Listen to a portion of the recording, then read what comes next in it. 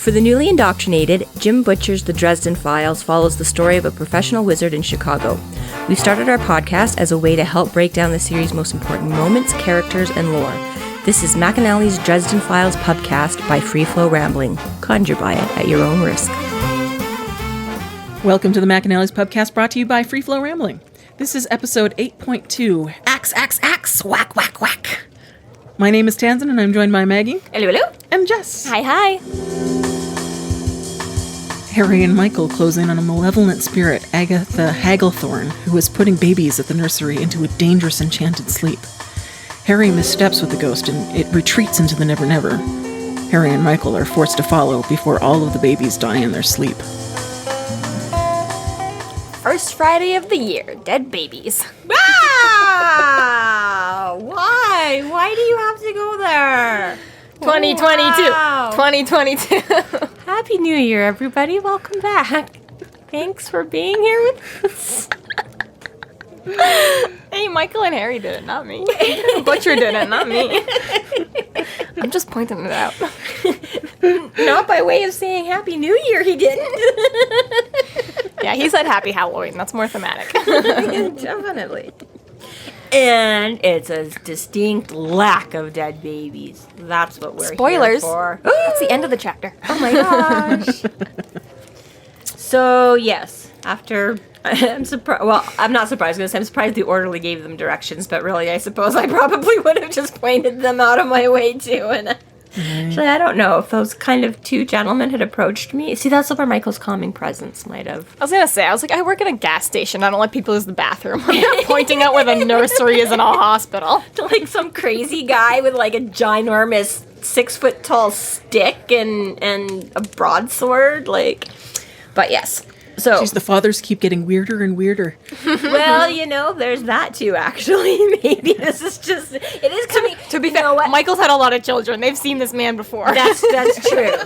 That, I was going to say there's that. And I was like, I guess we did already establish we're coming up on Halloween. So who's to say that broadsword is real? It could be a prop. Totally true, totally true. But anyways, Harry yes. and Michael take the stairs to the 4th floor. Dresden is clearly out of shape, huffing and puffing. Be right there. Michael's 20 years older than you. And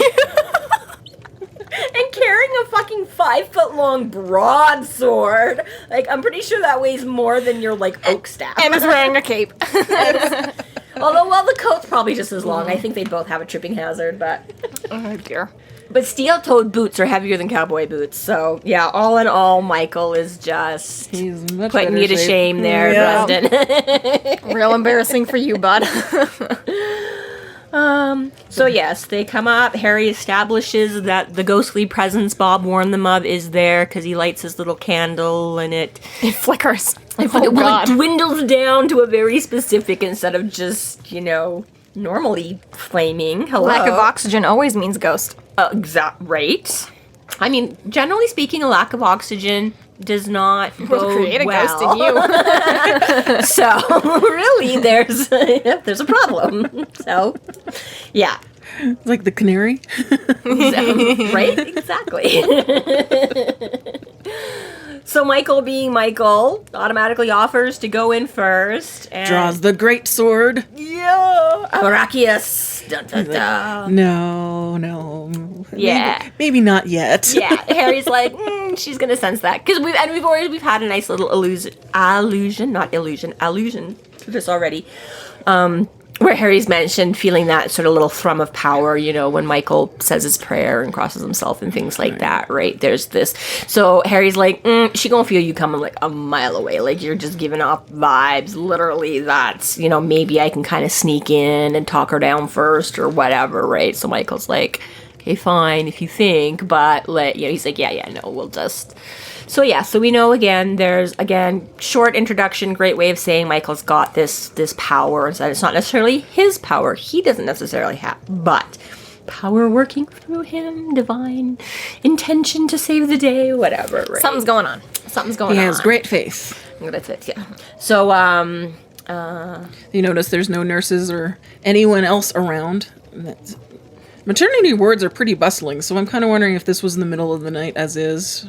Which I think we kind of established. It is that late. It was already late. Yeah. Because I know he blows off a date with Susan. Right. So that has to be at least after work.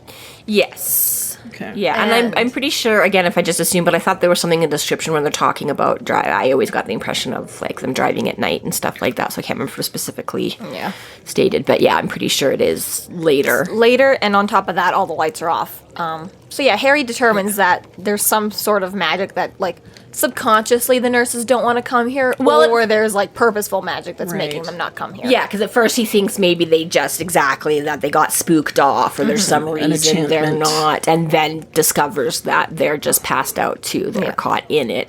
They're not gone. They're just indisposed at the moment. Yeah. And that's when you hear, ooh, so lovely singing. Love it when ghosts sing. We'll let Tansenn take this part because you don't want to hear me sing lullabies. But apparently she does have a very captivating singing voice. Tansenn and the ghost. Yes, which is why I was going to let Tansenn, sing the lullaby, but she's just giving us weird looks. Like, I can't remember the lyrics. Hush, little baby, don't say a word. Mama's going to buy you. Hush, little baby, don't say a word. Mama's gonna buy you a mockingbird. Yeah. If that mockingbird don't sing, Mama's gonna buy you a diamond ring. Mama's gonna smother you in your sleep. Shut up. If that diamond ring don't shine, Mama's gonna buy you a baseball bat. True.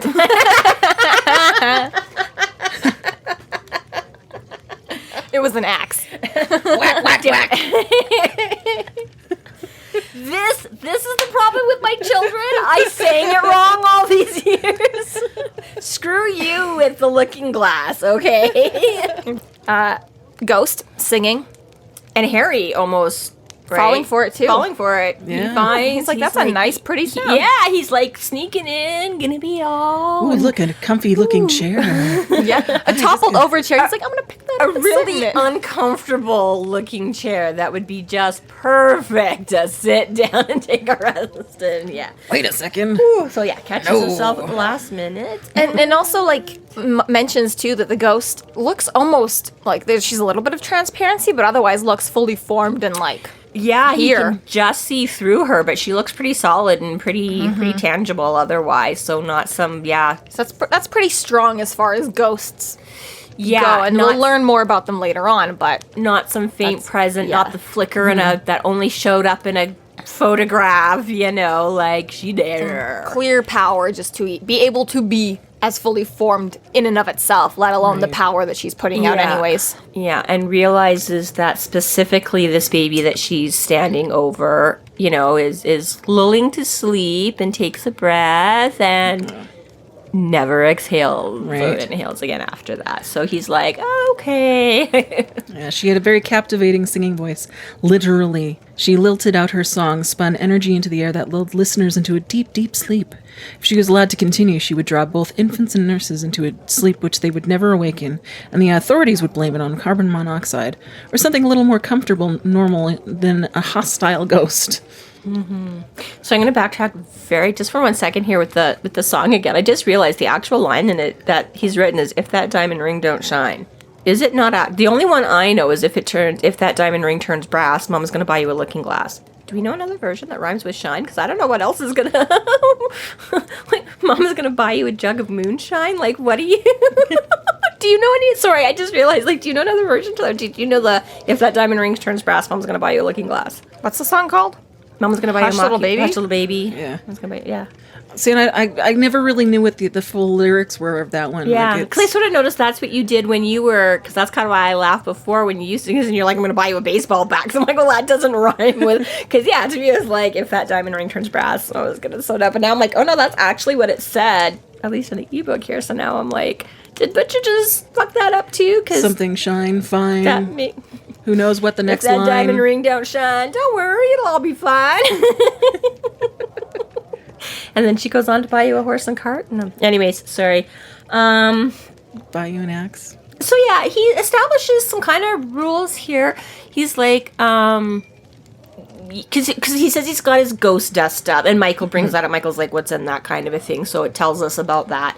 But apparently he can't just go up and sprinkle it on her. She's got to acknowledge his presence for this to work, which again I find a little bit interesting, seeing as he's already sort of pointed out that she's a lot, like, again, if she was like this really wispy, spectral, not real, I could almost see having to, but I'm like, apparently she's all but real anyways.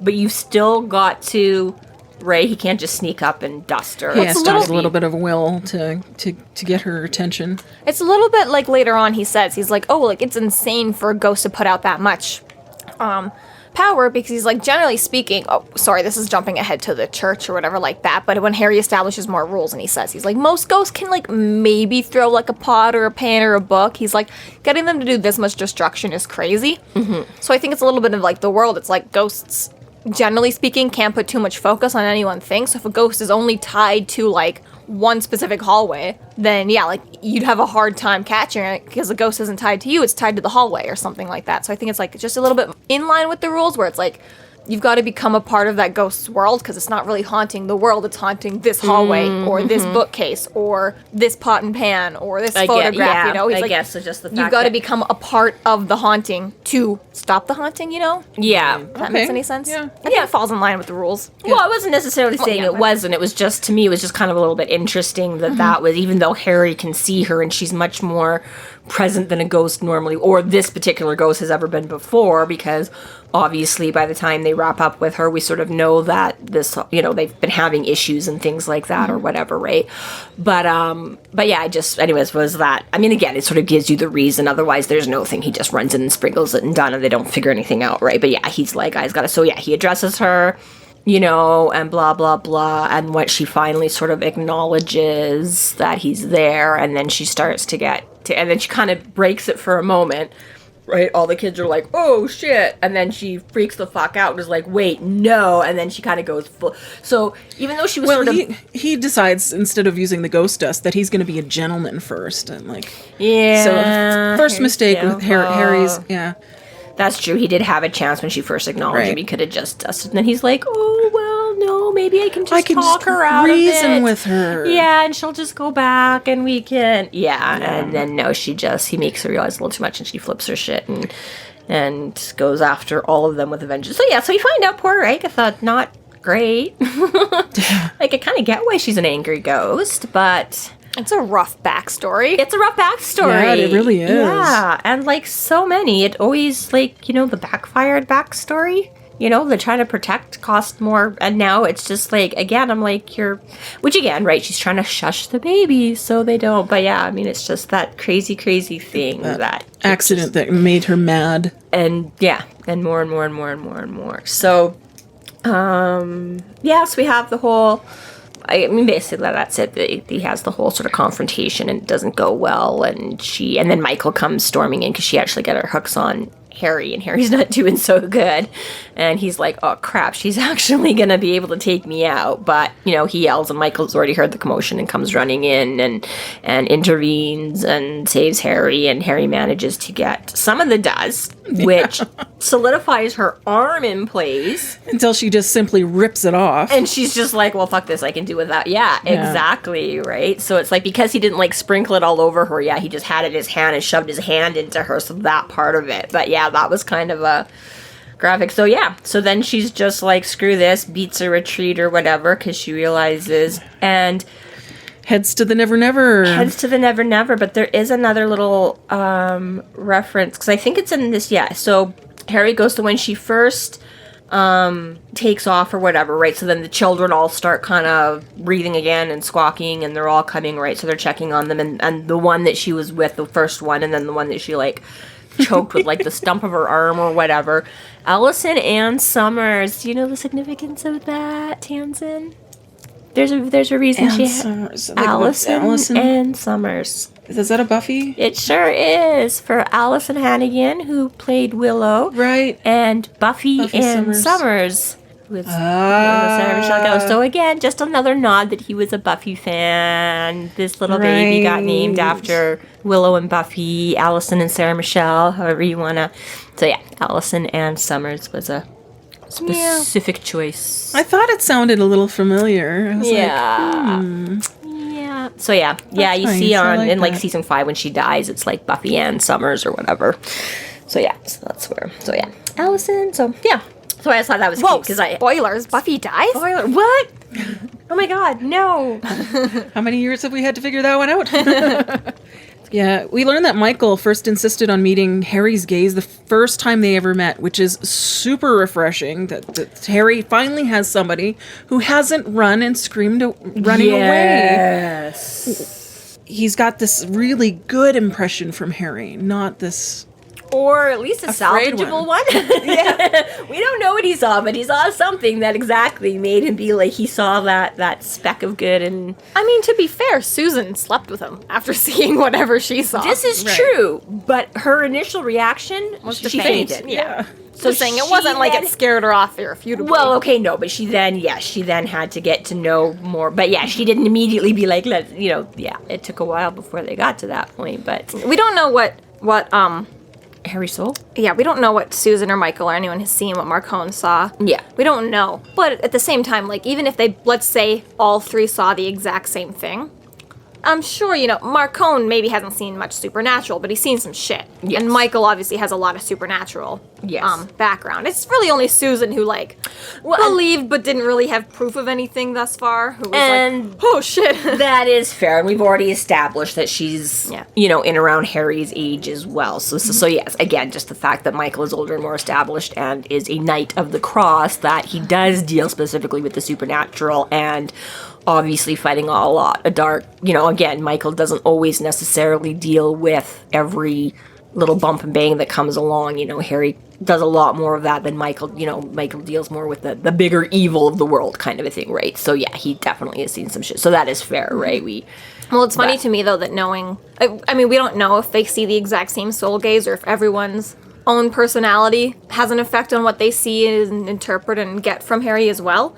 But it is funny to me to think that, both mob boss, reporter / girlfriend / infallible religious man all see something in Harry and all like, I want him on my team. Or I want to be with him. For whatever, these three very different personalities and places of background, are all like, I think that's a lot of what that says to me about Harry is is we don't know exactly what's being seen there, right? And like you say, he sort of semi-weaponizes it. It's, Denton was like, you're not. Mm-hmm. But that's the thing. It's like whatever power and,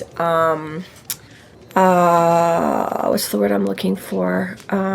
Strength of will. Interpretation of Harry? Well, no, but just whatever Harry, I mean, that's what I'm saying, is Harry's, power, his faith, soul, strength legitimately. of will. Exactly, like you say, is got so much scope, possibilities in that exactly, everybody can see a piece of what they want and how they can use that kind of a thing. So exactly, even if you tend to see him as leaning more good or more this or more exactly, right? It's like, Marcone is like, I want what he can do, and I can probably corrupt, or let me see, I hope I can corrupt him over to my side. And Michael is like, I can see what he's going to do. I hope I can corrupt him to my side. Exactly. He's like, we're going to, right. But yeah, no, exactly. That's what I mean. And I think that is supposed to be a lot of what we get from that is, again, just emphasizing of what Harry, and, again, Harry keeps saying, he's got this huge potential. Huge. And he's like, I sort of know that. He keeps saying, I'm a heavyweight. I haven't really defined it. I know I've got a lot of brawl and muscle now that I've, seen other wizards. I just don't know how to use all of it the way, some of them do. But yeah.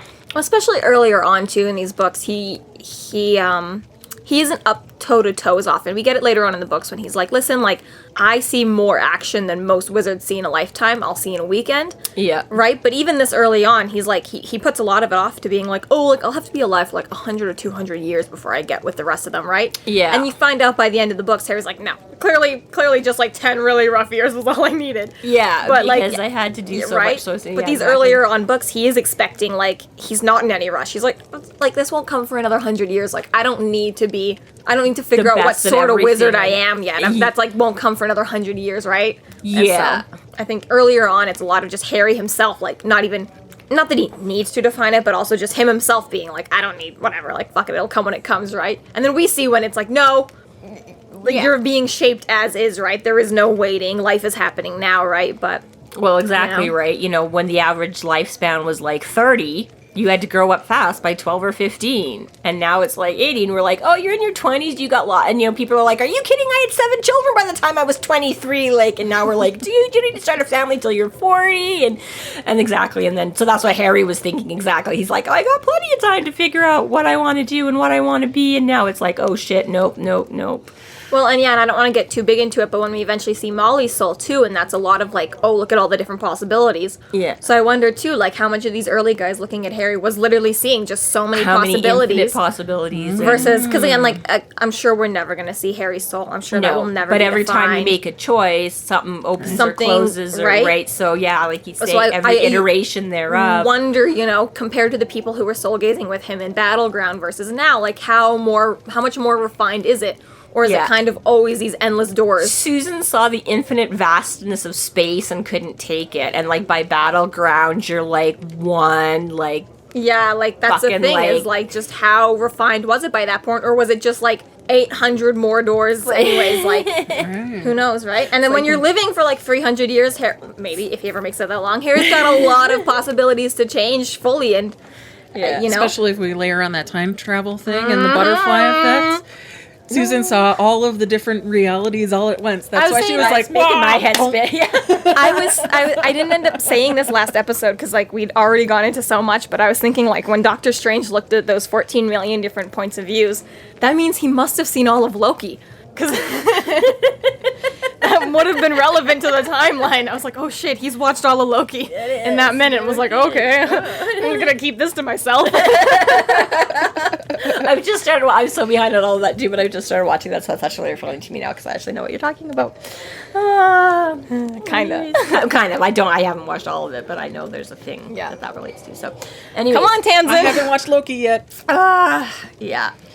So anyways, so they figure out that's it. They do what they can in the nursery, and then they're like, oh, okay, I think that's it. That's good. She went away. Harry's like, whatever, problem solved for the moment. I'll whip up a ward around here. Babies are breathing. Nurses are breathing. Nurses are breathing. We'll get the heck out. And then... No dead babies. Welcome 2022. No dead babies. Everybody's safe. All worked out fine. Mm-hmm. And then... Till all of a they all stop breathing at once, one at a time. Foop, foop. At once or one at a time? What is one it, at a time. One at a time. Sorry. They all stop breathing one at a time. Foop, foop. So all of a sudden, little Allison Ann jerks and stops breathing again, and they hear the distant lullaby start up again. And Harry's like, shit, she's still here. Died twice. So and I like how Michael has his own cussing. That is not actually any taking the Lord's name in vain. But yeah, he's got his little Christ preserve. He's like, Harry, we have to... Yeah, so like he's reaching out from the Never Never. So another sign that she's gotten really strong too is not only is she, can materialize that strongly in our reality, but she's like reaching directly over and still affecting like all of them. So not cool. So and Harry's just like, ain't going. Like Chiltar's like bad enough. Like she just about kicked our ass here, or she more or less did kick our ass here. We go into her territory, like she's definitely got the upper hand. She's got all the power over us there. Like we don't stand a chance. And Harry's like, hear about the godmother too. I know, right? And that's the other thing. And he's like, and I definitely don't want to be going into the Never Never and risk running into. And it's really funny because in Stormfront, when he was calling up Toot Toot, he made what appeared to be sort of a throwaway comment. Because he said and I do actually have I do have a godmother, and yes, she is actually a fairy, but we won't get into that right now. And so he did. So she's like. Because he says something about a godmother, and he's like, who incidentally, yes, is a fairy, but, so yeah, and Michael's just like, Harry, like, you're a good person, you're gonna go. And he's like, oh, I don't want to, though, and Michael is just like, you're not gonna let this happen, right? So yeah, Harry is like, and that's when, we established, he's like, he looked at my soul, so he's like, I don't know what I saw, or what he saw, but, so he's hoping, oh yeah, and then that's it. He's like, you have a good heart, Harry Dresden. He's like, God will smile on this choice. And he's like, yeah. I just ask him not to Sodom and Gomorrah my apartment. He's like, Harry. I love this, right? Like, Michael's all about doing the Harry's just always got to be like a little bit snarky and a little bit defiant, a little bit childish, a little quick here and there. And I don't want to go. I'm like, okay, come on, let's just, yeah. So, bada boom, bada boom, bada boom, bada bing. I don't know why I got 2 booms in there. Apertura. So that brings us to chapter 3.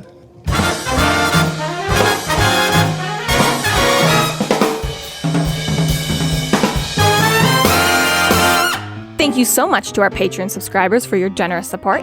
It's people like you who help us keep doing what we're doing. If you're not yet a Patreon subscriber, sign up today and get a fuck ton of bonus content, kick-ass merch, behind-the-scenes outtakes, and more. Sign up today at patreon.com/freeflowrambling.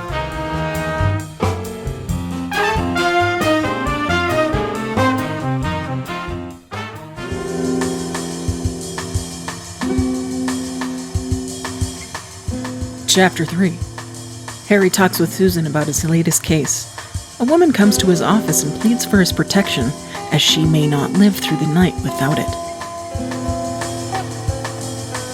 This chapter starts out at a different time, earlier in the day, in Harry's office. A day in the life of. Yeah. Most days start off pretty normal. Right. Yeah. For a wizard. For a wizard. Sure. Well, to be fair, Breakfast and work at the office. to be fair, most of his days are lame. We just get to read about the non-lame ones. I know. I'm sure it's true. I'm sure most of his days, because he's got no money Oh, ever. no, I'm sure. I just, he's like, how most days start off normal, and then he was like, oh, wait, I guess maybe this one wasn't so normal. but yes, the start of his day there was nothing before he rolled out of bed that said this is how his time was going to culminate today. Mm-hmm. So, yeah, blah, So blah, real blah. quick, we did get a throwback to his pamphlets that we had in book 1. Updated now. He's got more. Yeah. There's Right. Magic in You. Why witches don't sink any faster than anyone else. A wizard's perspective. I love that. I still think Yeah. we should make up a couple of these pamphlets and put them on the website. Oh, for sure. Yeah, we'll have to have some fun with those, definitely. But he's like anything to avoid another Inquisition, which is another nice little fold it all into how he's dealing with Michael and the whole, relate. But look, we can work together now. Look, I've got pamphlets. That's how they met. Harry's handing out pamphlets on the street corner, and Michael's walking by. And Michael is the type who would stop and give him some attention in the time of day and read his pamphlet, and then be like, "Wait a minute, or you wrote here? Just look at my eyes a sec here, buddy. Let's you want to talk about this? Let's." Even better, Harry's the guy going to the church community bulletin board, being like, "Don't burn me to death." I'm starting a new job here. Harry would, other than him mentioning in the next chapter or whatever about how he doesn't really like going to churches, but I'm like, that would totally be a Harry thing to do too. Just duck into the vestibule and fucking put up his business card and these pamphlets on the notice. Confession not working for you. She said it before, folks, and we'll say it again. Jessica's definitely going to get struck down by lightning one of these days. You will be smited and smote and Worth it. smitten and... No, me and God have an understanding. Obviously, because you're still walking around. I still get to go to heaven as long as I'm really funny. And I am, so. Okay. So Harry picks up the phone to Susan, who we learn is now Harry's girlfriend. Officially. Although I don't know, if someone gave me a pretty sweet coat like that, I'd probably be willing to sign on for a while. Right.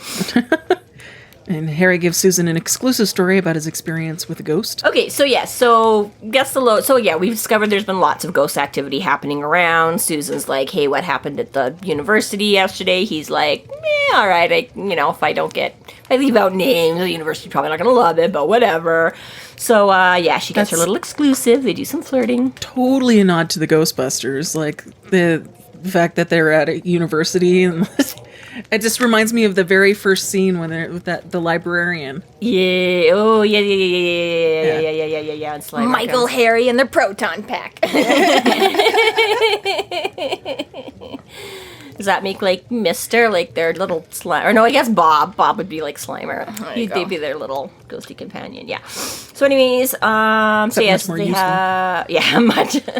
So they have some chit chat, some flirting, discuss some business, discuss some whatever. This is when Susan mentions that her boyfriend stood her up last night, so yeah. that's why the exclusive would be very much appreciated. Yeah, she'll put in a good word with him because she knows a certain young lady. Yeah, so exactly. So we signed. He's been really busy. A lot of this going on. Has been pairing up with Michael a lot. Pairing up with Michael a lot to deal with it. Calling him up to come and help him. Did some work for the police again. So he's got a check. So being nice, he's going to split it with Michael. And he's like, Michael never says.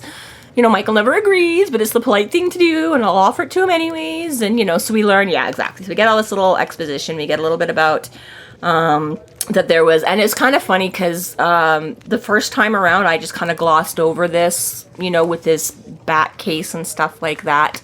That this case that he went on, sort of that was the bigger case that he did with the police that ended up being this necromancer and bad juju going on. I thought it was just kind of part of the background, like the Campbells found their wedding ring or whatever and or chased the spook out, and then we're like, oh no, wait, that was a big part of the plot. I'm like, hang on, that was okay. So that was Michael came in on that one with him to help take out this necromancer and he'd summon a demon and all kinds of stuff going on. So cops and things. So he's like, Michael won't take payment for this kind of stuff, but I will. But I will, and I will offer because he was there. And then, so, and then he's about to leave. Yes, he's locking up for the day and hears someone coming down the hall.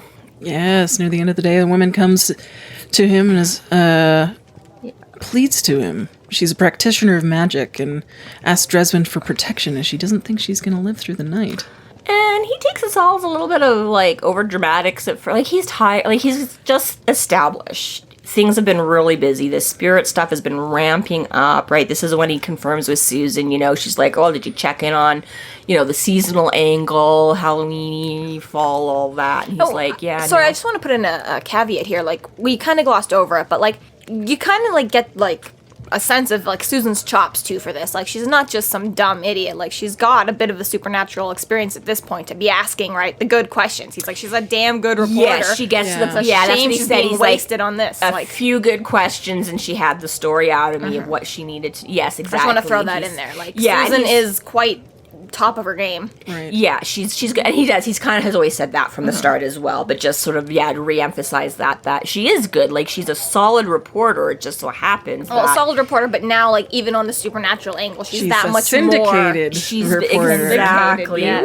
Right? Yes, aside from just believing in it and being open to the truth is out there, she's had more experience, and she brings up. She kind of is the Mulder and Scully of the reporting world, isn't she? Yeah, well, that's it is exactly right. She always sort of was having a wizard boyfriend helps, and now now she's actually getting some. And so yes, we bring up this missing video again. She's like, it was only out there for 3 days before it went missing, but it did more for her career than 5 years of reporting had done. So unfortunately, she's still not getting taken. She's good enough to write for the New York Times or whatever, but they're still not publishing supernatural stories, so she's stuck with the Midwestern Arcane. So so she's still there, but now she is syndicated, and now unreputable magazines all over the world. What is it? Unreputable publication. What did she call them? Anyways, but yes, all over the place are publishing her stuff. Yeah. So and then she's like, asked me to just have the werewolves and all this kind of stuff. Harry's like, I just fucking want to go home, and now he has the potential of actually having a makeup date with Susan tonight, since he did have to blow her off, and this is again where he says, what a good soul Susan is, and so putting up with this crap, and she even says it too. She's like, hey, I would, you just dished me with nothing, and again we know Harry can't carry a cell phone, and so he's always at. And he's always pretty go. He's always pretty go. And even when hindsight for him. Yeah, even if he has a telephone there, it's not necessarily going to work for him. We have a lady show up and she's like, I'm going to die tonight if you don't help me. By not a week's notice, lady. Exactly, right. So the fact that, she understands and accepts, and she's like, there's not a lot of people, let alone guys I was seeing, that I would let just blow me off without any kind of, but I know you've been going through some shit, and I know there's stuff going on, so I'm willing to give you the benefit of the doubt, but give me a story too, come on. Right, so, but she's hell of a woman, exactly. So here's this coming, and she's like, oh, Mr. Dresden. He's like, yeah, I'm closing up, I'm done. And she's like, yeah, no, I really need, and he's like, oh, she gives me that whole, I'm a damsel in distress, and he's like, no, no, I'm going home. Like, no, I'm tired. I'm not. First thing in the morning. I'm sure she's not actually gonna drop dead overnight. You know, like he's like really does try to take a second for himself, and but yeah, no, that's it. She's just like, yeah. So yeah, I want your protection, and if I don't have it, Reaching for you. yeah. So yeah, basically that's just Chapter 3 is a little bit of backstory, a little bit of exposition, a little bit of catch up, Yeah. Little bit ketchup. a little bit of mustard. Chapter 4. We'll move on with relish.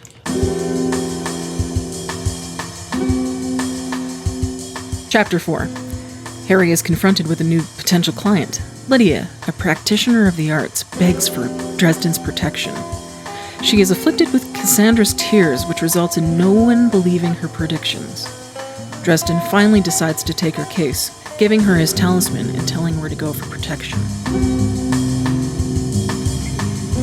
So yeah, so begrudgingly he's like, fine. So lets her back in. But he's not doing his usual, okay, here, take everything, let me just, he's like, yeah, okay, no, like, are you actually in trouble? Like, he's starting to He's pretty... not rush in as much, not be as rash. He really just doesn't give her the benefit of the doubt at all right away. Like, he's just very, very, how do I put this? Sorry. Cynical? Yes, he's almost overly cynical towards her. And this is an interesting paradigm, right? So is it because Harry's just had enough of this now? Because he's tired and cranky, or... He's tired and cranky, and he's dealt with a lot more, and he's dealt with bigger shit than this. Or is this the effects of her side of it with the whole Cassandra's tears of people not, is that adding, with Harry on his own being this part of cynical, or is that part of this gift, this curse, that, tingling of what she's got that... I have to firmly believe that it is her who is causing him to be so hostile, because, this is just... a little... It's way out of left field, like you said. He's overly dismissive. And, again, I understand, shame on me once, twice, 3, 4 times. Harry's had time enough to learn. Yeah. But Harry bounces back quickly when he's in the presence of other people. Later in this book, and in the next book, and the next book, and the next book, he gets burned time and time again. He's like, I still gotta, and this is, for someone who is, maybe a practitioner and who, can have some power over of her But he only gets own. a little. It's not like she's Mega Juice. He just gets that little tingle. It's just, that and he says, she could be involved with someone else or something like Yeah. that. But typically speaking, the only time he's this hostile is when he's dealing with, legitimate monsters. When he's generally dealing with the general public, even if they have some sort of connection to the supernatural, he's still, you're still, a human being. We're all on the same team, whatever, it's only when he's, with real big baddies, he's like, you guys fucking fuck you and all the time, right? Exactly. Because, and some of her attitudes, he says, right off, he's like, all right, I want a few things from you, and she immediately is like, oh, okay, and is he's like, no, I get, right, so that's gonna... sex and... Yeah, starts trying to barter, and he's like, okay, no, right, so obviously, but yeah. First of all, I have a girlfriend now, and sometimes we even have time to meet up. But, like you say, is exactly, even with that being, a little bit of, whoa, that's not where I was going, and being like, okay, she's more jaded or whatever, that, like you say, it's very... I just feel if you go back to Full Moon... She's very young, right? Because he even does kind of say that, she's kind of young to be, right? So it's but you're treating her, exactly normally, just out on the street, if this, you would think it would kick in a lot more of your protective... Yeah. Your gentleman, your age, your, all of that, right? That she's in trouble. Well, the fact that we know that in a few hours, he'll almost be sympathetic to a ghost killing babies, yeah, well, right, and again, it's all part of the, charm and the enchantment, but again, I'm saying, even at Full Moon, when he's having this conversation with Kim Delaney, and she's pissing him off is a bit of a strong word, but she was legitimately upsetting him, and he was still quite delicate, and he's like, Kim, this is just too much for you, just stay out of it, it's gonna be okay. And even then I'd find that would have more case for him to be he's usually got the kid gloves on when it comes to people like that. Totally, and even as dismissive as he was as Kim Delaney, it was still more delicate than he is right now. He was and Kim Delaney fuck was you, his Kim, friend. get the fuck out of here, I'm not fucking telling you. Yeah, and whereas this girl, he's come back tomorrow, I'm doing it tomorrow, and it's damn, dude, yeah, right. So. And again, you can say all these things he was tired and he was ever, but I do think it's just subtle enough, Cassandra's, which again, is just in case people don't know, Cassandra was well, she was a prophet, but like, what was that? The Trojan War? Like, she was like that I've got timeline, right? Oh, Tansenn, you've Yeah, got... I did a research on that one. Give it. Cassandra was a Trojan priestess of Apollo in Greek mythology, cursed to utter true prophecies, but never to be believed. Cassandra was said to be the daughter of King Priam and Queen Hecuba of Troy.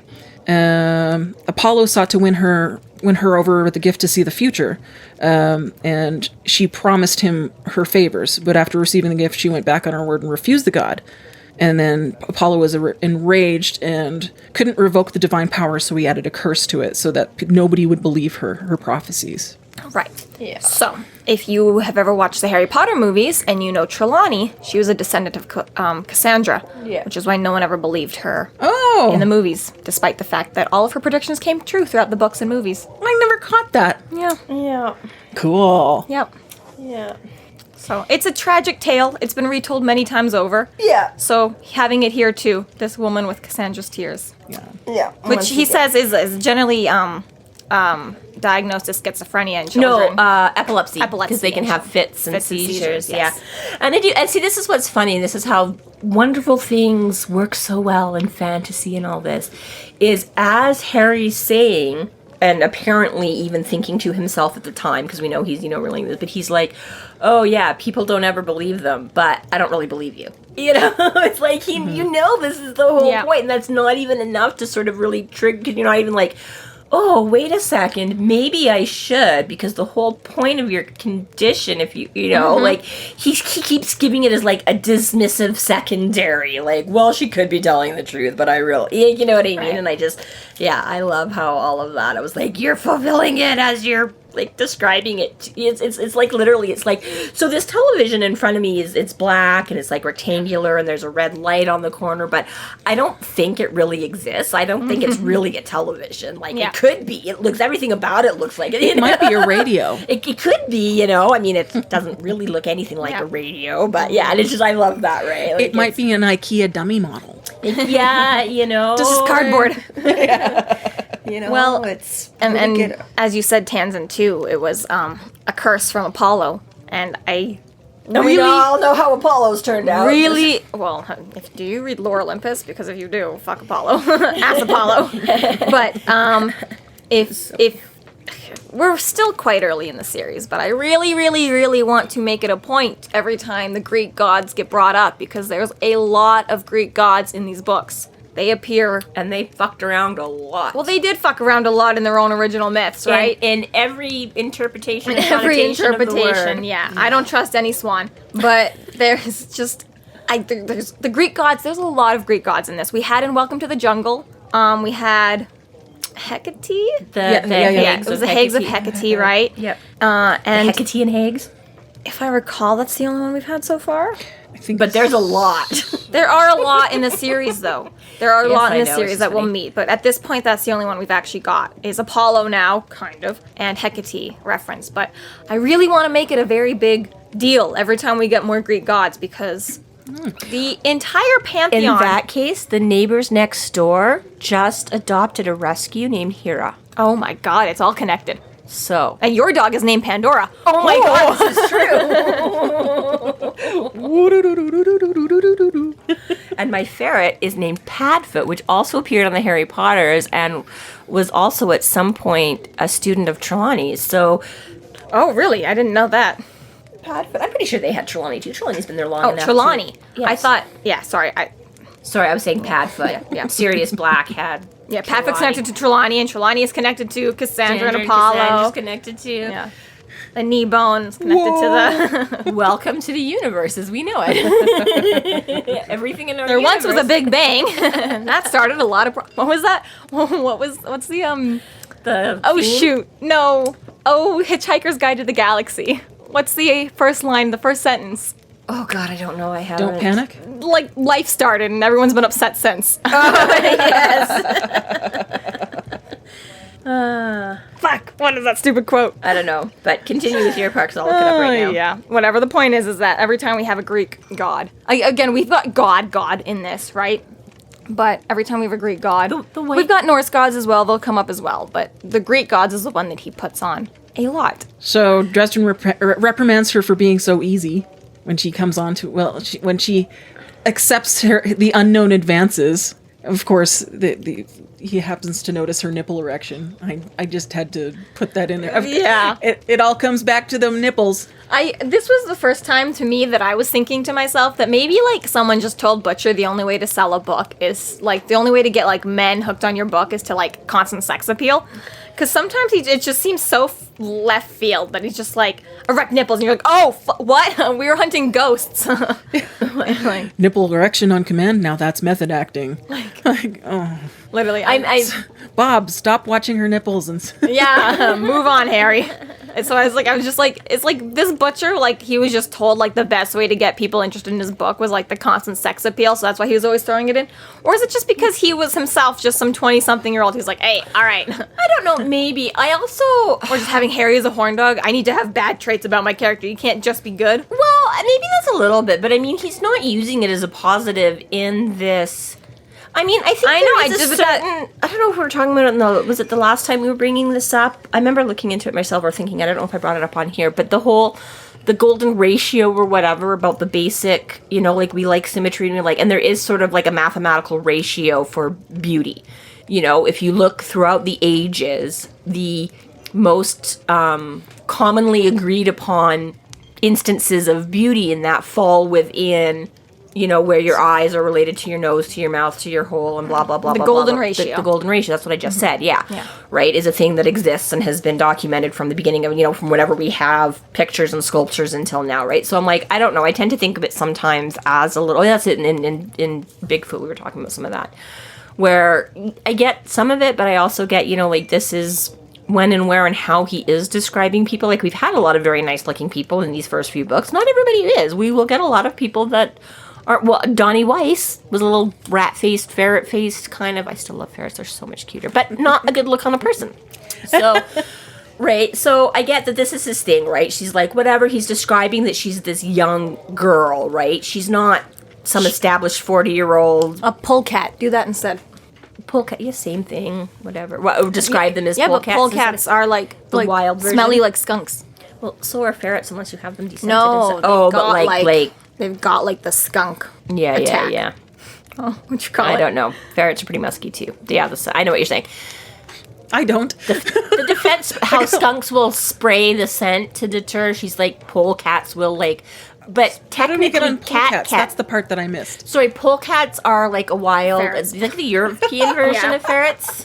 Yeah, they're part of that weasel species. But with added ferrets, skunk minks, attacks. yeah, but that is a lot of the deal with ferrets. That's why their Latin name is like Stinky Weasel Thief, because they are very musky and scented too, and I think they have that cat spray. No. Anyways, that is definitely off topic. I was thinking of another way to insult Donnie Wise. I got it, yes, the little polecat face Donnie Wise. And you've completely lost. But anyway, yeah, the point is that, yeah, she's young, she's desperate, this is what she's offering, right? He's like, all right, give me something, and she immediately, because again, whether it's just her, whether all of this comes back to Cassandra's tears in the long run and people never believing her and that's making her whole life harder, or other series and that's just sort of a secondary issue along with the course her life has taken, whatever, right? But, you know, that's what I think he's trying to, you know, say that she's not necessarily an unattractive or whatever, like she's somewhat appealing, but the fact that was immediately, he's like, okay, we need to talk, I need something from you, and she's immediately like, oh, okay, absolutely, Mr. Dresden, whatever you want. And, you know, and I'm like, I don't know, I've met a few 20-year-olds and things, both when I was a 20-year-old and now. I'm like, you do see, you know, I mean, hit up any bar, how many girls do you see that act like that? The legally blonde, the bend and snap? Right.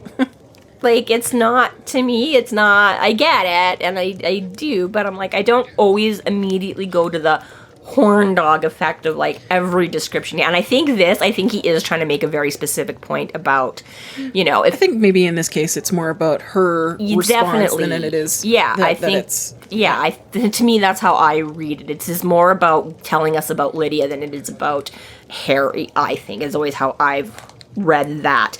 Going back to Hitchhikers, in the beginning, the universe was created. This has made many people very angry, and this had? Should that be has? It says it is had. This had made many people very angry and has been widely regarded as a bad move. Yeah, there you go. Yeah, Yeah. I concur. Yeah. Mr. Adams. So then, essentially, the fact that this whole scene goes on and Harry never does even ask for money, even, is also a little bit extra telling, where it's like, Yeah, he doesn't so much. No, I mean money. He doesn't even ask for that. He's just like, all right, fine. When he finally does decide to take her case, she asks for her name and her problems. Yeah. So then he's like, go away. Right. Yeah. Like he really just doesn't want to believe her. Like, it almost seems maybe like a willingness or Yeah. an Right. unwillingness rather. Yeah, very. He's like, just sleep on it. I'm sure it's not as bad as And this is almost like, Cassandra's tears playing against Harry's personal beliefs is like, he has to save every woman. Or he's like, it's fine, I'll do it. Exactly. I think there is a lot of that, right? Because she finally gives him like the thing and stuff like that too, and she's like, fire, and you're at the center, and he's like, wow, there's more corn and I. It's like, wow, that was like, Right. I'm like, I wrote that down a little too. That dramatic. I was like, I didn't think it was damn. that corn. Maybe it's just because I'm here for that. That's why I'm reading this book. It's because I want fire and drama and Harry. But And not remembering exactly how this scene went, I was totally like nodding along to it, and she's like, I see you at the center. I was like, wow, really like play on like a man's like ego. Yeah, it's gotta be me, like you're the only one that can save me. And then he instantly showed, I was like, oh shit, Harry, like I was even buying it. Like I was fully there with it and you weren't. Like yeah, exactly right. So yeah, I think that is again, I didn't, read as much, again, not knowing the rest of the events in the book and things like that, is again, right, it's definitely one of those things where I'm seeing much more layers in it coming back to it, third, fourth, fifth, sixth time around, but with that sort of more keen eye this time around, looking for but yeah, I was definitely interested in that. I think I sort of like, again, I was like there, but I never sort of pick it out at just about how much I'm like, oh, that's so much more like because of, not just like, oh yeah. But yeah, so yeah, because he even says, right, he's like, my first instinct was to give her a cup of hot chocolate, put a blanket around her, tell her everything would be all right, strap my talisman on her, and then he's like, no, wait. Down, Quixote. Down, Quixote. For anyone who doesn't know about Quixote. Don Quixote? Yes, Don Quixote. It's originally published in 1605, and the plot revolves around an adventure of a noble from La Mancha. The Man of La Mancha? Yes, the Man of La Mancha, who reads so many chivalric romances he loses his mind and decides to become a knight-errant. And to revive chivalry. To dream. Yeah, so he renames himself dream. Don Quixote de la Mancha. did not know that. Don't go tilting at windmills. Yeah. So It's a good song, though. So that's why Quixote. I know the pop reference, but I didn't know that much about the book. Yeah, he falls in love with love, basically. Nice. Cupid. So essentially he finally gets out of her that she keeps having premonitions of her death. In fact, 3 premonitions, which is an insane number for her. And I totally read this, literally the very first time I read this. And he's like, okay, so you're worried because you think you had a premonition that a demon's coming after you or whatever. And she's like, not 1, 3. And I totally read that as the 3 ghost demons. Yeah. Right? She's like, not 1 demon's coming. And then it was like, she's like, I had 1 for the president and 2 for them. And I'm like, oh, the premonitions is what you I tell every time, and I hear that every time I read it now, and it was just like, so you had a premonition that a demon's coming to get you. Not 1, Mr. Dresden, but 3. Like, well, that does sound pretty serious. Like, 3 demons is not cool. Yeah, no. But yeah. So she's got 3 premonitions of a demon coming after her, and even then Harry is a little bit like, I don't know. And I'm like, you have a demon coming after you, you've already said. Like, you already told us, back in Stormfront that you, dealing You've with this alluded, shit, we don't know what it is exactly, but it's like, Point is, though, it's this is not the most impossible situation, man. Which again, right, when you come back to it, you're like, oh yeah, I think there's a little extra going on here. This is not just pure Harry. And especially when, both her and him are both kind of there's been a lot of activity in the city this last few weeks, too. It's like, dude, when is it gonna happen? Yeah. So, again, we'll keep coming back to it, but it is very much, I think, Cassandra's tears playing a part in Harry just being that much more of a dick and like not believing. Because it's like for me, it's like every sign is pointing at this being legitimate. I was gonna say the more they talk, the more it confirms, and the more he finds a reason for it to not make be sense. exactly. Yeah. So finally, he's like, fine, and that very last minute, just enough tug at the heartstring, whatever. He's like, fine, and then it's pisses You are himself. so lucky you're a pretty girl. So lucky. I guess the nipple eruption. I guess the nipple eruption. It was the nice legs with the tattoo. Eruption. I tried not to look at it too hard. But you did. You wrote it down.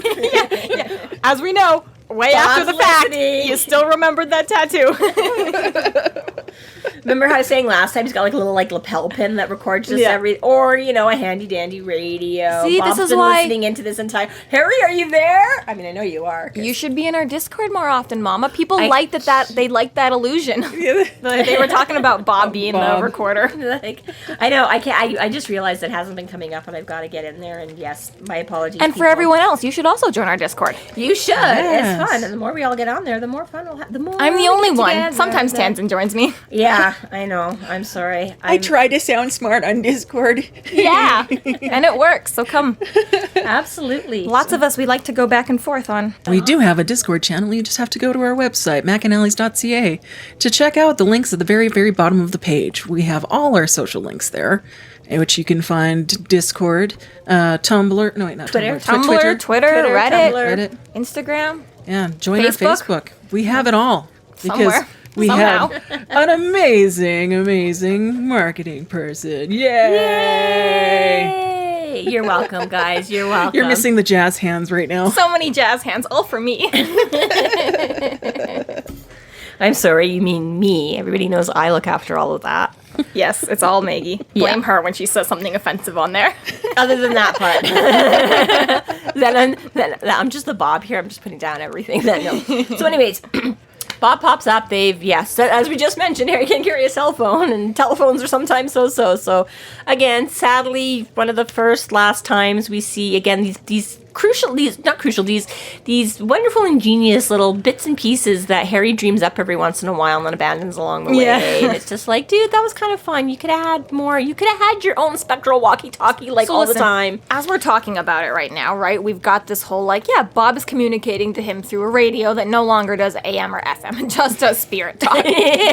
So it's like from Welcome to Spirit Radio. Bob in the basement to Harry's office, they can communicate by radio. Sometimes, even then it's a little bit crickety and it's still sparking and fuzzy or whatever like that, And then right? it has to be an antique radio. And it's Right? It has to be before World War I or whatever. But this is the thing, is that it is in the world that as he gets stronger, it gets harder and harder and harder. So maybe he fried his own radio, and that's why he had to just give it up altogether. Maybe that's why we don't see it in future books. Maybe We can always put it down to that. Just there. I mean, there's other things that come along that aren't specifically affected the same way, that it's I don't know why you don't still have that or why you didn't do it again, but that's okay. Yeah, I really like that touch, the antique radio. I know. That's so cool. It was super cool. And very convenient. Hey, I found out who's popping up. I found who's going to the party tonight. It's Agatha Hagglethorne, and y'all better get over there.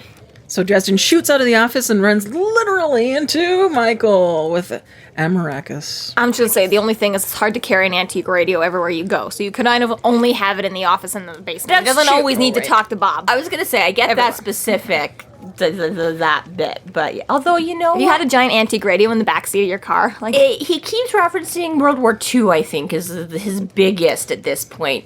It would have been gaudy and awkward, but they still had the big mobile radios and giant you know what I mean? See, I pulled a picture, which is everything going to be in before my notes 1995 for Patreon. doesn't matter to me. But this is the type of radio that I figured that he was using. Yeah, and that's kind of what I picture as well. One of those. Show me. I want to see. It's before 1995. Show me. You wouldn't know. You wouldn't recognize or Oh understand. yeah, that doesn't anyways. exist in my mind. Yeah, exactly.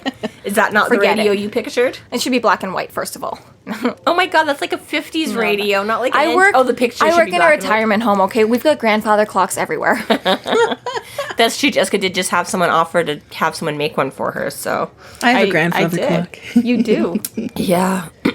It's still in storage. 90 years on the floor. It'll be an actual antique by the time I get it back out.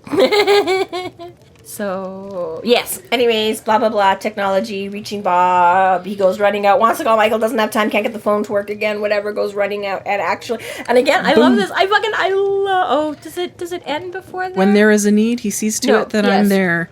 But in actuality, that he's been there every single day for the last 2 weeks, so he was just there for logic reasons. He's like, Michael, how did you get here? He's like, when there is a need, he sees to it that I am here. Wow, you're kidding. He's like, no. But also, it's you literally call me every night, so I figured I'd just save the bother. Like, I love it. But we should throw in his creepy call. Oh, yes, sorry, escorts Lydia out and runs into Michael. There's a creepy call right in the middle of this. Yes, that's why. Soon, Dresden, we will see one another again. Yeah. Who is this? And the then line goes dead. Bob comes up and scares the crap out of him for that, too. Because then he's like, thank God that wasn't too creepy or anything. Yeah, exactly. Da, da, da. Does it ever refer to who that might have been? Or? Not anytime soon. Moving on. All right. Yeah. So then he has this conversation with Bob. He runs out, runs into Michael. They head off to Cook County Hospital.